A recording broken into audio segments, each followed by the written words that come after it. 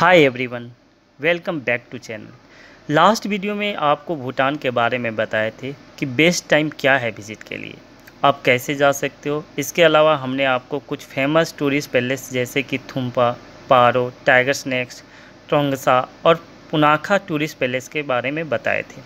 चलिए कंटिन्यू करते हैं और भूटान के रिमेनिंग टूरिस्ट पैलेस के बारे में बताते हैं। अगर आप भूटान का फर्स्ट पार्ट वीडियो नहीं देखे हैं तो ज़रूर देखिए। और टूरिस्ट पैलेस है वो फोबजिखा है। तो भूटान में घूमने के लिए फोबजिखा घाटी सभी पर्यटकों को विशेष रूप से आकर्षित करता है, जिसे गंगटेंग घाटी के रूप में भी जाना जाता है। यह छोटा लेकिन सुंदर शहर मनोरम घाटियाँ, राजसी पर्वत चोटियाँ और हरे भरे घासों के मैदान से सुशोभित है।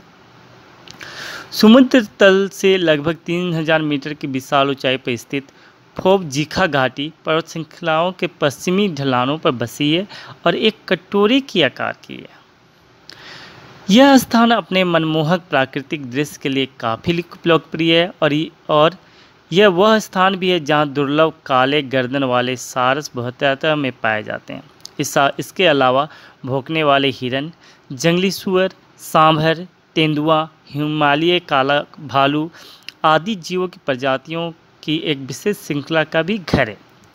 कोई भी महीना या कोई भी मौसम हो, यह घाटी हमेशा ही अपनी असली सुंदरता और शांत परिवेश के लिए जाना जाता है।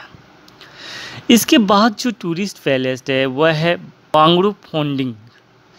भूटान के सबसे बड़े जिलों में से एक वांगडू फोंडंग अपने आश्चर्यजनक मठों और प्राचीन मंदिरों से लेकर सुंदर गांव और समृद्ध वन जीवों तक कई आकर्षणों को समेटे हुए है।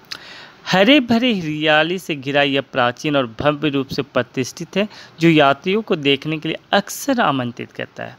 यह शहर दुर्लभ जानवरों की प्रजातियों जैसे लाल पांडा, नीली भेड़, हिम तेंदुआ और काले भालू का भी घर है और प्राकृतिक प्रेमियों के लिए एक आदर्श स्थान के रूप में भी जाना जाता है। इसके अलावा शहर में स्थित कई मठों और मंदिरों को भी देखा जा सकता है। अब इसके बाद नेक्स्ट टूरिस्ट आप प्लान कर सकते हो जाकर। चायखोर घाटी के तलहटी में स्थित जाकर भूटान का एक आकर्षक जगह है, जिसे चमखर नाम से भी जाना जाता है। यह स्थान मुख्य रूप से अपने व्यापारिक केंद्र के लिए प्रसिद्ध है और बूमथांग क्षेत्र का यह एक छोटा सा शहर है। जागर को अक्सर भूटान का लिटिल स्विट्जरलैंड भी कहते हैं।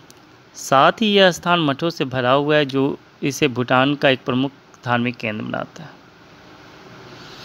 इसके बाद जो नेक्स्ट है वह है आपका दोचुला दर्रा। तो दोचुला दर्रा भूटान में थिम्पू और पुनाखा के बीच स्थित एक खूबसूरत पहाड़ी दर्रा है। यह दर्रा कई आकर्षणों से युक्त है, जिनमें से एक सबसे प्रसिद्ध रक बांग्ला खांगछांग चोटिस है। ये दर्रा पर्यटकों के बीच बेहद लोकप्रिय है, क्योंकि यह हिमालय के सबसे शानदार दृश्य प्रस्तुत करता है। दोचुला दर्रा अपने प्रभावशाली आकार से भी सभी को प्रभावित करता है, क्योंकि इसकी ऊंचाई समुद्र तल से लगभग 3100 मीटर है। यह भूटान में घूमने के लिए सबसे बेहतरीन स्थलों में से एक है। इसके बाद अगर आप प्लान कर सकते हैं तो वह है भूटसोलिंग। भूटान की राजधानी थिम्पू से लगभग 150 किलोमीटर की दूरी पर स्थित भूटसोलिंग हिमालय पर्वतमाला की तलहटी में बसा भूटान का एक खूबसूरत शहर है, जो भारतीय शहर के साथ सीमा साझा करता है। यहाँ पर्यटकों को कुछ बेहतरीन बुद्ध मठ देखने को मिलती है। साथ ही यह शहर भूटान की अनूठी संस्कृति और परंपराओं को सबसे अच्छे तरीके से प्रतिध्वनित करता है। भारतीय क्षेत्र से इनकी निकटता के कारण इस शानदार शहर में हमेशा भीड़ का मिश्रण की उम्मीद की जा सकती है। इसके बाद जो घूमने का जगह है वह त्रासी गांग है।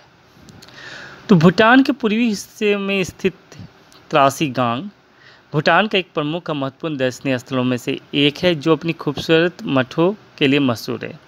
त्रासी गांग भूटान के सबसे बड़े जिलों में से एक है और जिसे पूर्व का घना भी कहा जाता है। यह शहर देश के सबसे पूर्वी हिस्सों में स्थित है और लगभग भारत में अरुणाचल प्रदेश राज्य को छूता है। भूटान के अन्य सभी जिलों की तरह ये एक शानदार परिदृश्य से समेटे हुए है। चारों ओर पहाड़ों से घिरा यह शहर न केवल अपनी प्राकृतिक सुंदरता से पर्यटकों को आकर्षित करता है, बल्कि शांत चाहने वाले के लिए भी एक आदर्श स्थान है। तो ये था आपका भूटान का टूरिस्ट पैलेस। तो अगर आप घूमने का प्लान कर रहे हैं तो आप ये 10 जगह 12 जगह जो भूटान में स्थित है जाके आप घूम के आ सकते हैं। Thank you, thanks for watching.